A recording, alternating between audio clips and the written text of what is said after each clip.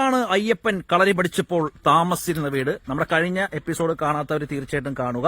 കഴിഞ്ഞ എപ്പിസോഡിൽ നമ്മുടെ അയ്യപ്പൻ കളരി പഠിച്ച സ്ഥലമാണ് ഇത്. കളരി പഠിച്ചപ്പോൾ അയ്യപ്പൻ താമസിച്ച വീടാണ്ടോ നിങ്ങൾ കണ്ടുകൊണ്ടിരിക്കുന്നത്.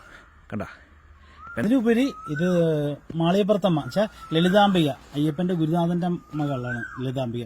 ലളിതാംബിക ജനിച്ച വീടാണിത്. ഈ വീടെന്ന് പറയുന്നത് ഇതിപ്പോ ഇത് 3 നിലയാണ്.